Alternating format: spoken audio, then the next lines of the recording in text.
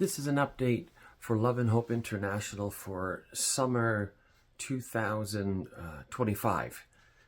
At present, we minister and serve 17 girls, more or less, on a daily basis. These girls, they come to us from some extreme circumstances.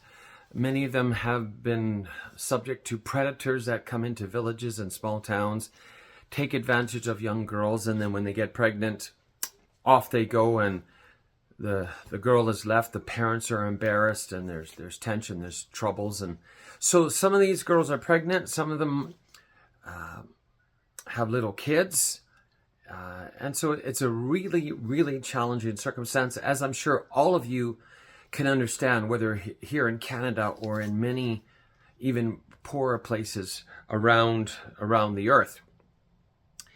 So each day, these girls come, like on Monday to Friday. There's a program. We provide one meal.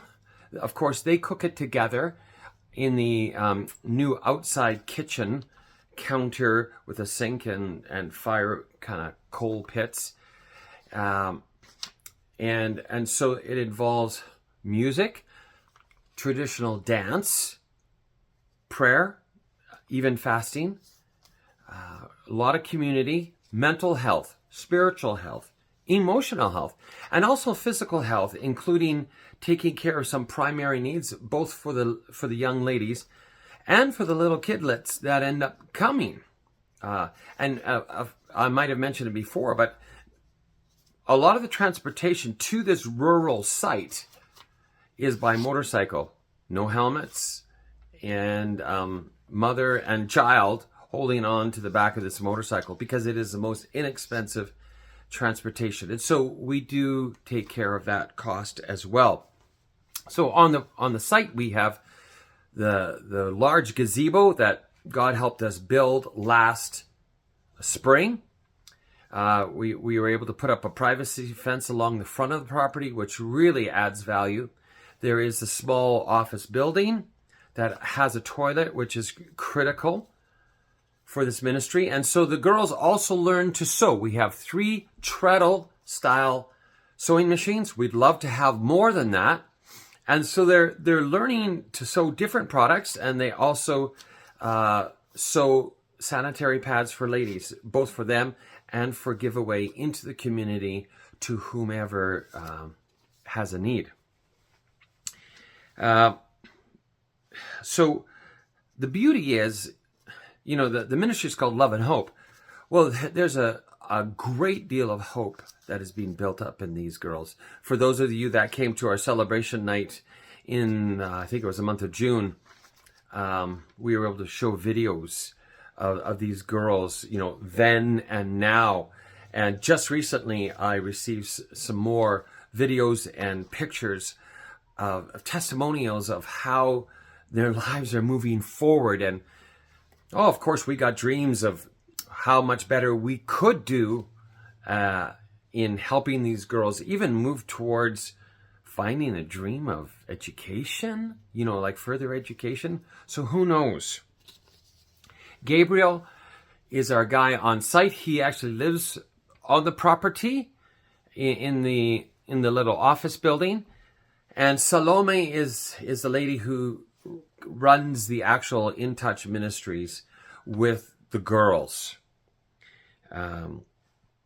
So we take care of their food when they're there, healthcare, helping out primary healthcare with the kids, transportation. And so we give an honorarium to Gabriel, an honorarium to Salome. We have administrative costs here in Canada. We have incidentals and admin, here. And so our monthly cost is about $800.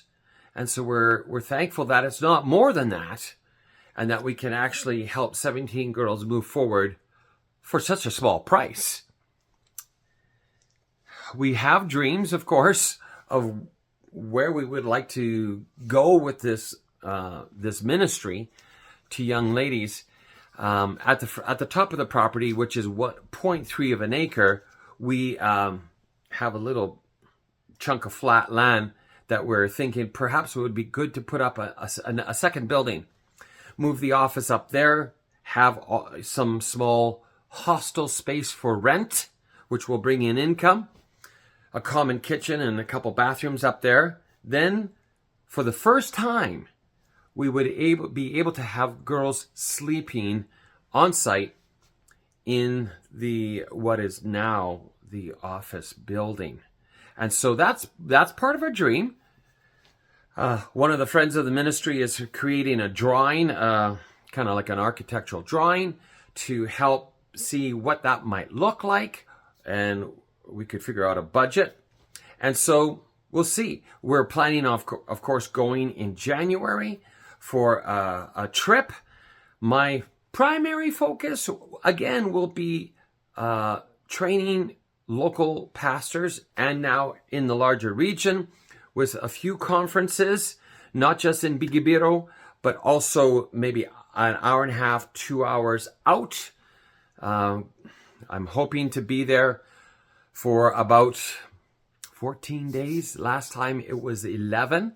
And then, of course, working on the property of Love and Hope and many other things. There are some that are encouraging us to think more long-term. What would it be like if we had a second piece of property to expand the ministry? So we are definitely doing some research for that. And so, listen, friends, if you would like to join us in this ministry trip in January, we'd love for you to come. We'd also love to set you up with a safari company if you want. And so you could come to northern Tanzania first, where the Serengeti is and where Kilimanjaro is.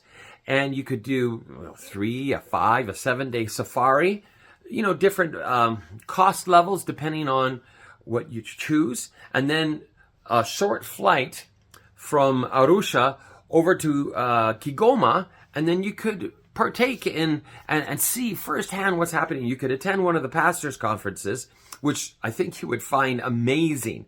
And of course, you would be so impressed just by the local people. Just such a generous attitude. So there's a bit of an update for you.